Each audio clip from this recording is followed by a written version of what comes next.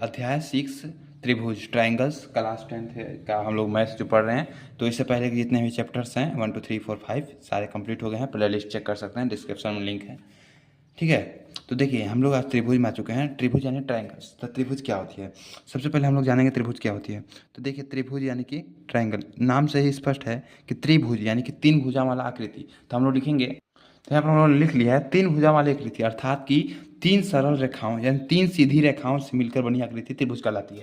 जैसे कि एक सीधी रेखा ये हो गया, और एक सीधी रेखा ये हो गया, और एक हो गया ये। तो अब यहाँ पर देख सकते हो एक सीधी रेखा ये, एक सीधी रेखा ये, और एक सीधी रेखा ये। तो ये तीनों जब मिल गया तो इसको हम लोग ट्रायंगल बोलेंगे, त्रिभुज। तो हम लोग इसमें जो प्रश्नावली 6.1 है उसमें जो हम लोगों को पढ़ना है वो है समरूप त्रिभुज और स्वरवगसम।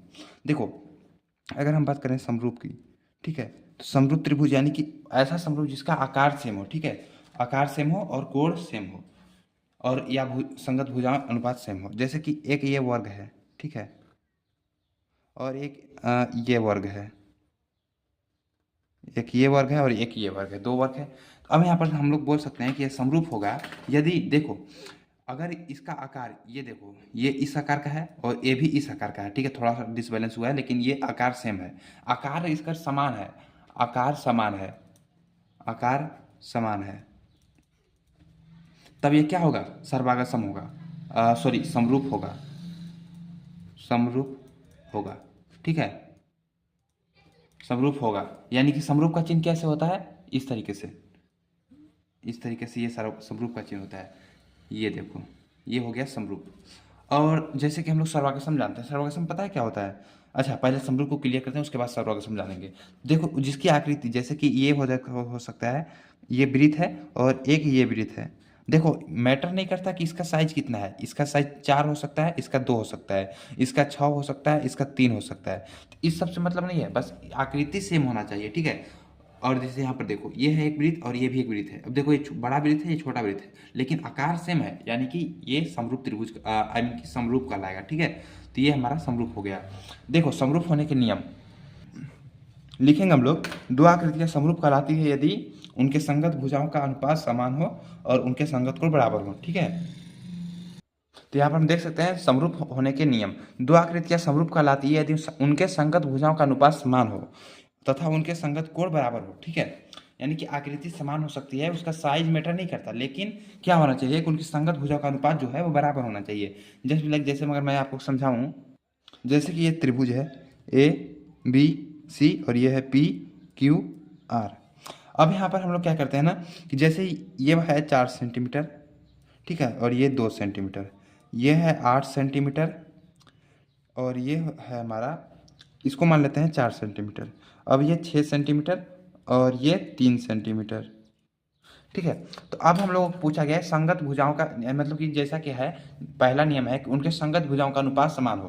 तो संगत भुजा ए सी का संगत कौन सा है, ध्यान से अगर हम लोग देखेंगे तो ए सी का संगत है पी आर, ठीक है। तो ए सी का संगत है पी आर, यानी कि ए सी का अनुपात, ठीक है, उनका अनुपात क्या हो, बराबर हो, मतलब उन जो आकृति है उनके संगत भुजाओं का अनुपात बराबर होना चाहिए। तो ए सी बट्टे में पी आर बराबर में कितना है, ए सी बराबर क्या है, देखिए ए सी बराबर 4 और पी आर बराबर 2, ठीक है, 4/2 आया, यानी कि 2 एकम 2, 2 दूना 4। तो ए सी बट्टे पी आर इक्वल टू 2 आया।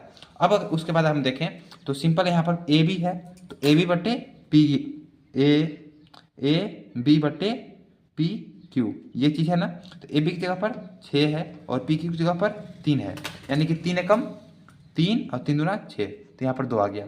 उसी प्रकार से बी सी है, बी सी बट्टे में क्यू आर है, क्यू आर। अब देख सकते हैं बी सी बराबर 8 है और क्यू आर बराबर 4 है, यानी कि 4 एकम 4 और 4 दूना 8। यहाँ पर देख सकते हैं इसका जो अनुपात है ना, संगत भुजों का अनुपात, ये बराबर है, ठीक है। यानी कि ए सी बट्टे पी आर बराबर ए बी बट्टे पी क्यू बराबर बी सी बट्टे क्यू आर। तो ये क्या होगा, ये समरूप होगा, ठीक है। तो ये क्या होगा, ये समरूप, ये है समरूपता का चिन्ह।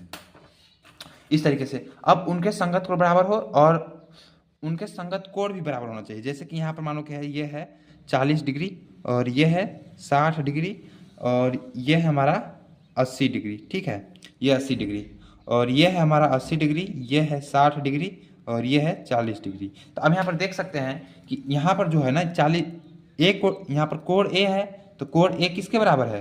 कोण ए बराबर है 40। यहाँ पर कहाँ है? यहाँ पर है ना कोण आर के, कोण आर के बराबर है, ये कोण का चिन्ह होता है, ठीक है।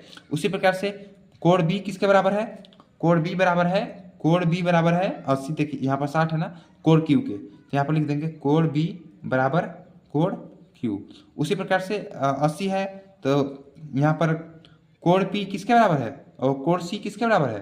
कोण सी बराबर है कोण पी के। क्यों? क्योंकि यहाँ पर 80 है। इस तरीके से हमारा ये त्रिभुज का नियम होता है समरूप होने का, तो ये हमारा समरूप कहलाएगा, ठीक है। इस तरीके से आई होप आपको समझ में आया होगा कि मैं क्या कर रहा हूँ। यहाँ से आप चाहे तो नोट कर सकते हैं, समरूप ये होता है, ठीक है, इस तरीके से। अब हम देखते हैं, थोड़ा सा बात करते हैं सर्वागसम के। देखो यदि दो आकृतियां समान हो, बिल्कुल समान हो, जैसे कि ये एक वर्ग है, ठीक है, और ये एक वर्ग है।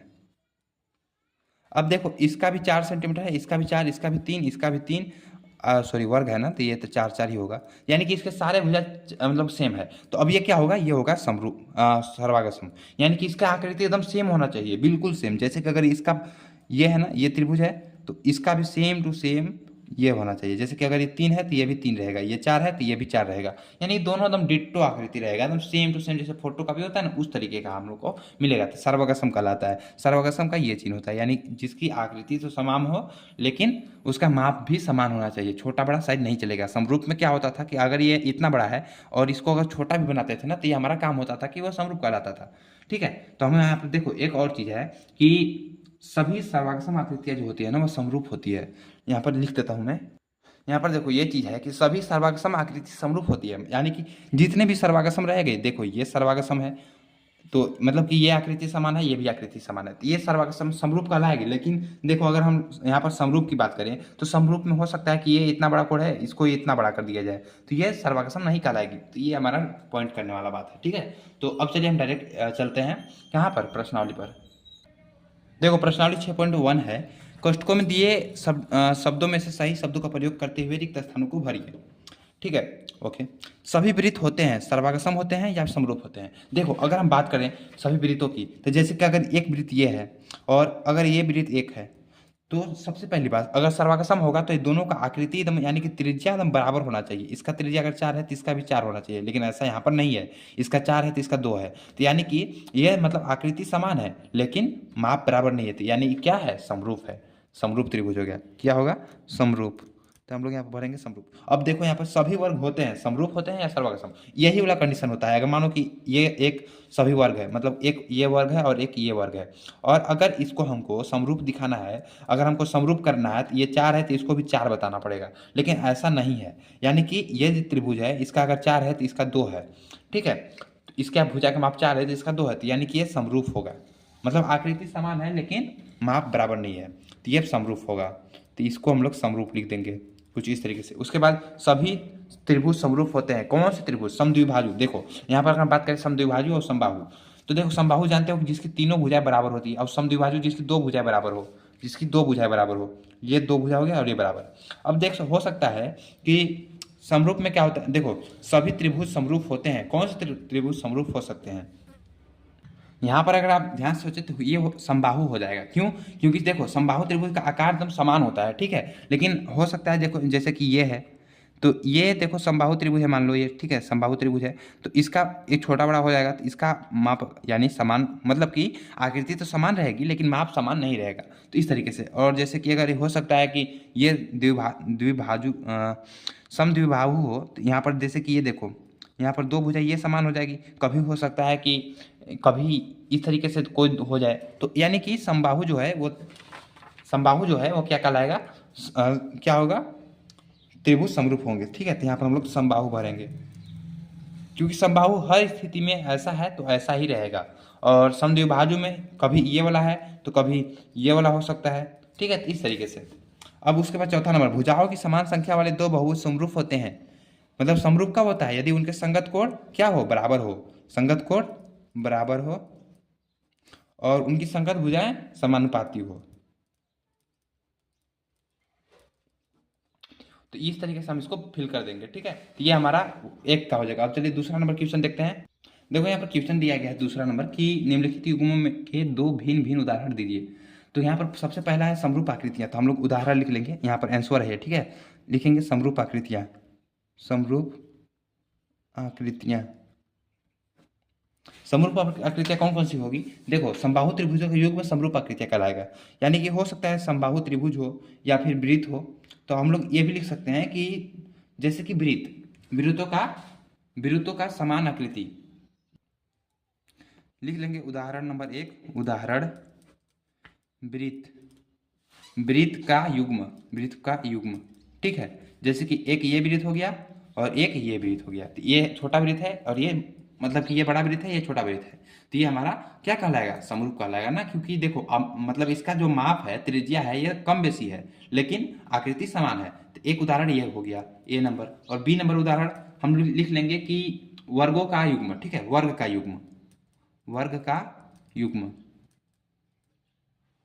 युग्म, देखो ये हो गया एक वर्ग और ये हो गया दूसरा वर्ग। इसका है 4 सेंटीमीटर, इसका है 2 सेंटीमीटर, तो ये हमारा समरूप कहलाएगा क्योंकि आकृति समान है, ठीक है। तो ये हमारा पहला उदाहरण हो गया। अब दूसरा नंबर उदाहरण पूछा गया है कि ऐसी आकृति जो समरूप नहीं है, ऐसी आकृति जो समरूप नहीं है, ऐसी आकृति जो समरूप नहीं है, जो समरूप नहीं है।